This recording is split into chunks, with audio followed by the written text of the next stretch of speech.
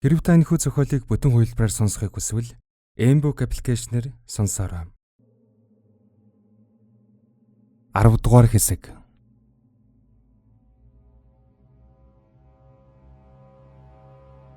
Нэгэнд тогтсон заншлын дагуу оройн бүгдээрээ нэгэн дор цуглав. Хайгаад байсан бичиг баримтаан олж ноён Гари цайзыг эзэмшилдэн авахад өөр саадуулах шалтгаан нэгэнт үгүй болсныг дуулаад бүгд хөөрөн баярлав. Бүгдээр нь баяр хүргэцгээж ноён Гаригийн эрүүл энхийн төлөө хундаг өргөн цайзад очиж суух завшаант өдрийг хэрхэн тэмдэглэж баяр наадамхийг төлөвлөгөөг нь зохиоцгоолоо. Манай залуучууд ойр хавийн залуухан гоо бүсгүйчүүд хөөхнүүдийн нэр усыг хизээний асууж сургалан мэдсэн ажээ. Ноён Смит бидний өнөөдөр бунхнаас олсон тэр хөөрхийн амьтныг оршуулах талаар юуны өмнө санаа тавиарай.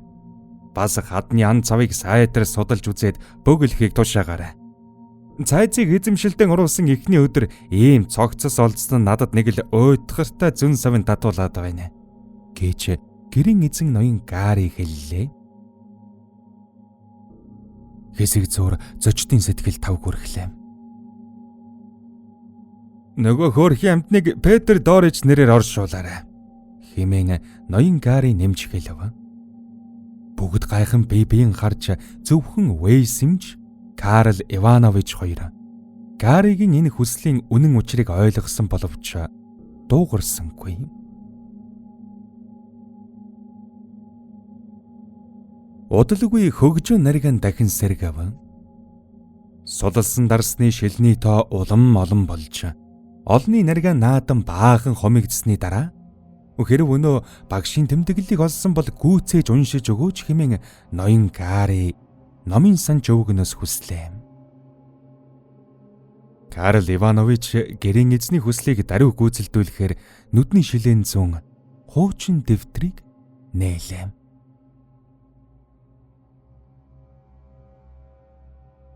Багшийн тэмдэглэлийн дэвтрээс энэ бүхэн хэдий зовлонтой шаналгаатай болохыг би ухаарч байгаач нэгэнт миний амьдралын утга учир болчихжээ. Бүхнийг умартан өдөржингөө зөвхөн шөнө болохыг тэсгэлгүй хүлээж харин өдөр евр өнгөрч өгөхгүй эцэс төгсгөлгүй мэд сунжаахажээ. Игч минь хоёр улаан луунтай бялуу хийгээд чи энэнд их дуртай гэд надад өгөх юм. Харин тэрийг нь би мэдэхгүй, санахчгүй байна. Бодвол тийм л юм байлгүй. Ашгүйнийг удтал хүсэн хүлээсэн шөнө болж сар мандлаа.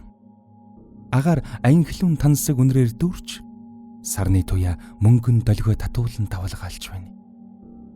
Эргэн тойрон намгум навчны сэрчиг нэнч үл дуулдана. Гэвч чагнагтун сайн чагна. Нэг юм сэрчигнэн жингэнэж байна. Миний хайрт хонгор ирж явна. Чи минь хичнээн үдсгэлэнтэй сайхан юм бэ. Өнөөдөр ягаан удвал цэцгээр гойсон чинь үнэхээр чамд минь зогчээ. Алив ороочтой. Ороод ир. Цонх нээлттэй. Тэнд байсан саримсыг би зайлуулчихсан. Одоо байхгүй.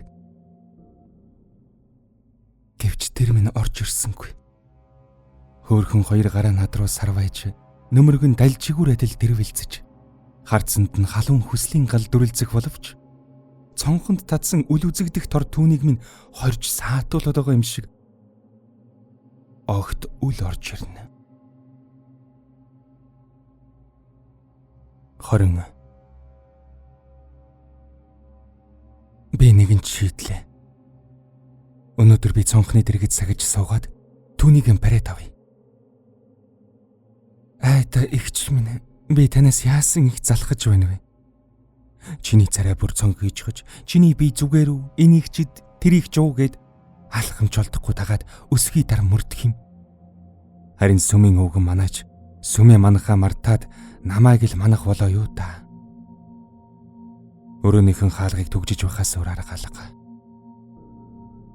Тэд эцэст намайг бүр галзуу солиотой амтэн гэж бодсноос зайлаа гэж юу? Би ердөөл шинжлэх ухааны тусын тулд байгалийн энэ үзэгдлийг шинжлэн судалмаар байна.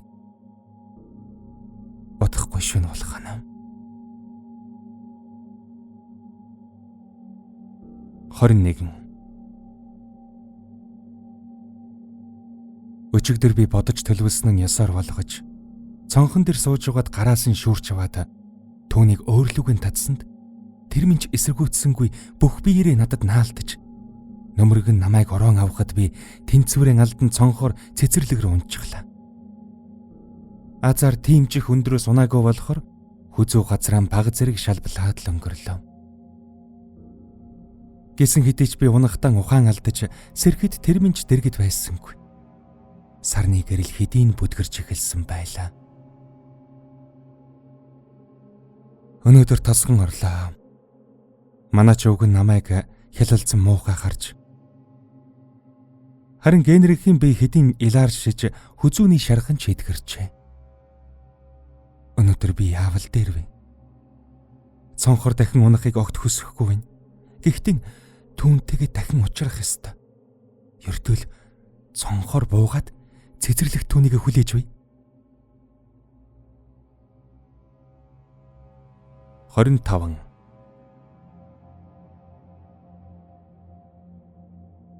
Хэдин шөнийн гайхамшигтай сайхан өнгөрүүллээ. Цэцэрлэгийн сандал дээр сууж байхад тэр минь хурч ирээд надад наалтан тэмүүлнэ. Миний толгой гэдээлхэн өвдтөл шимэн үнсэх юм. Гэвч хараал идсэн өвгөн хаанаас ч би гараад ирэхэд хонгор тэр минь алга болчихлоо. Уурлаж багтарсантаа би бүр тамир тэнхээгүй болж өвгөнөөр төшүүлэн байж арай гэж гэртээ орж орон дон хүрлээ.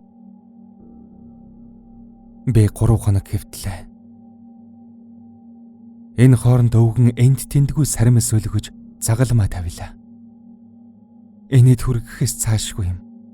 Цус сурагч аль хэдийн миний цусыг сорсон учраас ингэхгүй бол би үхэх юм гиндэ. Мэдээж энэ бол шал дэми хэрэг. Гэхдээ надад чухам юу тохиолдсон юм болоо? Зүүдүү эсвэл хий үзэгдэл үү? Зүүд гэхэд дэндүү бодиттой юм.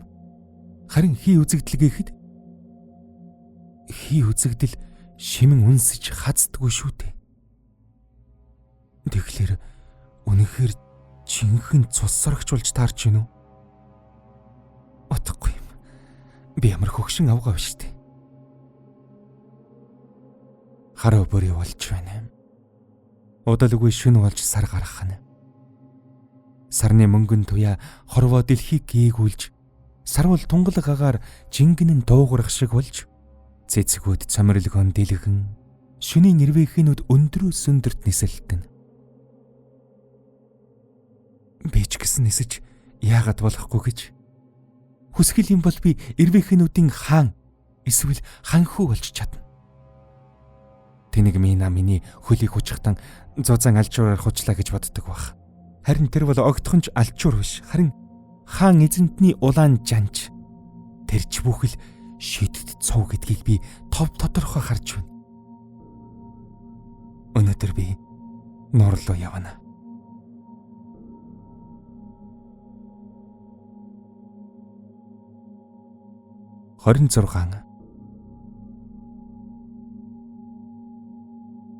Өчигдөр би сүмийн манаач хөгшин тэнгийг сайхан малллаа. Тэр өвгөн бидний сандал дээр гатас ч юм уу эсвэл загалмаа бариад сууж байхад нь би сэмээрхэн араар нь тойроод алга болж өглөө. Талдын хар зов надад туслах нь энэ үү? Эсвэл өвгөний чих хатуу байх л та. Өнөөдөр би дахиад л энэ арган хэрэглэн дээ.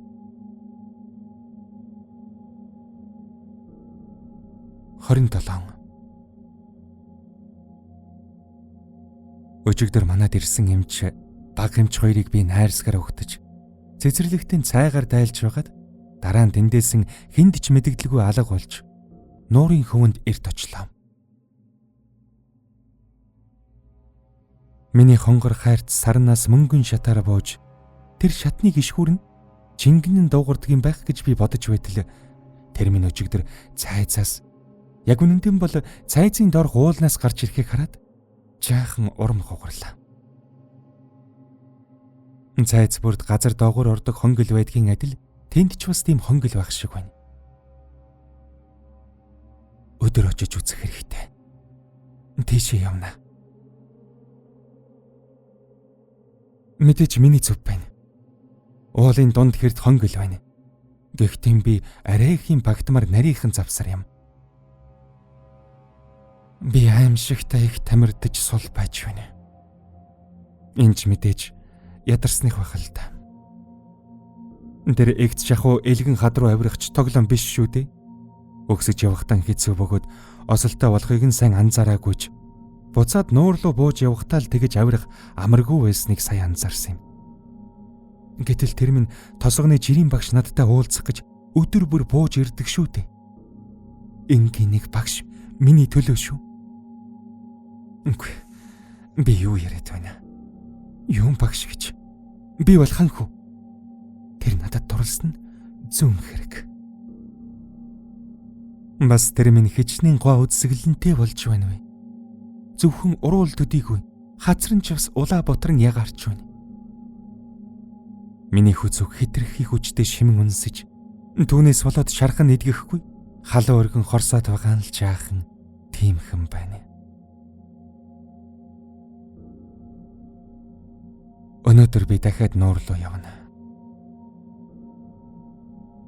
Цаашаа дан хоосон хуудсууд байна. Бодвол үргэлжлэл ерөөсөн байхгүй үсттэй гэж Карл Иванович ноён Гари руу харан хэлв.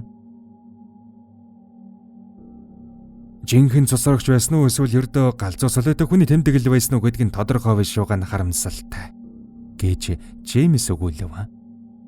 Харин та цусрагч байдаг гэдэгт итгэдэг үү гэж Жорж Кей асуухад бүрэн дүүрэн мэдэхгүй юм а үгүйсгэн мэдгэх зан надад байхгүй гэж Джеймс хариулаад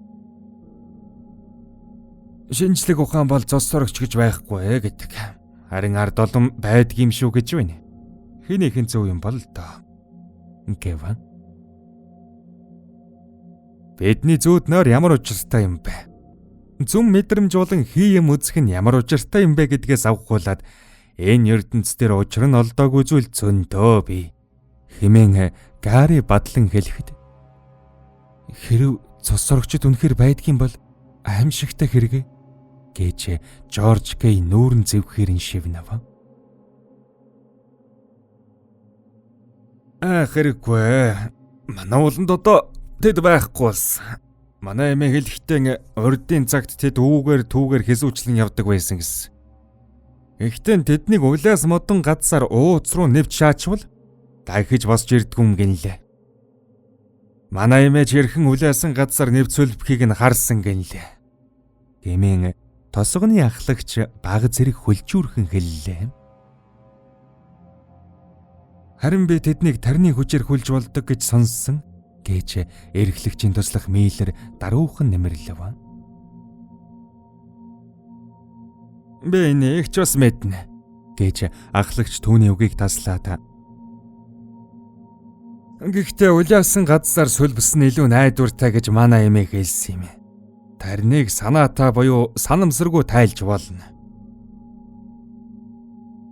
Гари хэдэн хүний хамт сэрүүцэж цэвэр агаар амьсгалахаар тавцсан дээр гарлаа. Босод хүмүүс цусрагчдын тухай маргалдсаар үлдэв. Төгрөг сарны мөнгөн туяа өдөр мэд гээгүүлсэн үнэхээр үлгэрийн мэд сайхан шөнө байлаа. Өчүүхэнч манан бодонгүй үдсгэлэнд хүндид нуурын ус хайлсан тугалга мэд гэлэлцэн. Тэр тээд тосгоны сүмийн хонх цайран үзэгдэнэ. Зүүнтэй оймод бараантан, баруунта элвдүүлсэн юм шиг дүнсгэр цайз хадан хясан дээр бар сайн байх нь шөнийн сайхныг улам чимж, сүрдмээр чим шиг болгох ажээ.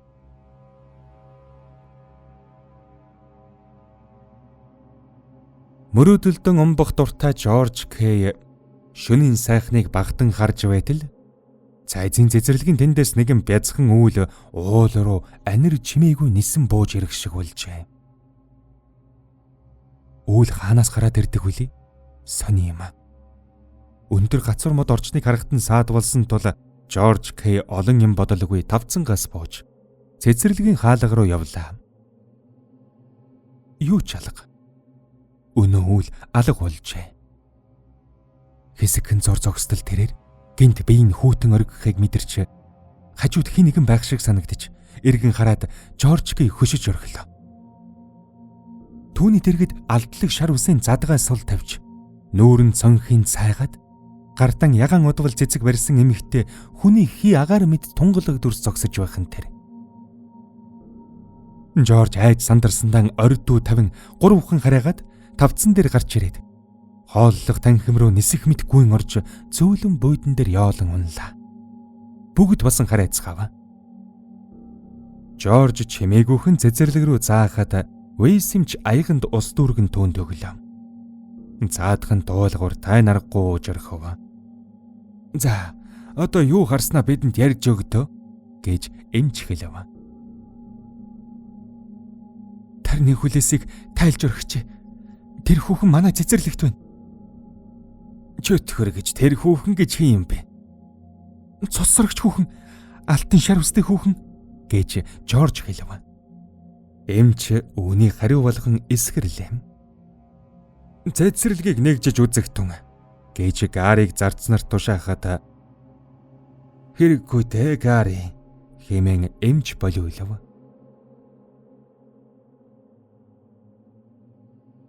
Алив залуу минь тосхонд хэдэн аяг шар ариг ууснаа бидэнд хэлчихвэл дээргүй юу гэж эмч асуухад Жорж эмчийг гайхширан харлаа. Олон аягийг ууснаа гэж цаадах нь улам лавшруулан асуув. Тийм ээ. Тийм. Харин дараа нь ориглон дар суусан биз? Тийм ээ гэж Жорж гэмшингүү хариуллаа. Хэрв одоо таныг орны цагаан дааваа нөмрөөд өөрийгөө Ирвэхэн хаан гэж бодоод нисэн одохыг завдах юм бол би лавагт гайхахгүй. Би тосгоны шар айргийг сайн мэднэ. Дан согтуу өвс. Ноёто. Ер нь бүгдээрээ унтаж амарцгаасан дээр баха. Тэгээд ч өнөө шин амгалан тайван өнгөрөхгүй л болов. Манай зоригт залуус согтуу өвсний нөлөөгөөр цус сорогчдод тулддгүй маа гэхэд чон ч юм уу бусад аимшигтай араатнуудтай тулалцаар хонох байх гэж би айж байна гэж эмч үгэн дуусгав. Түүний зөвлөгөөг хүлээн авч бүгд бие биедээ амар тайван унтаж амархыг өрөөгөөд тус тусын ундлахын өрөөрүүгэн таран одлоо. Харин Ахмад Райт хооллох танхимаас хамгийн сүүлд гарав.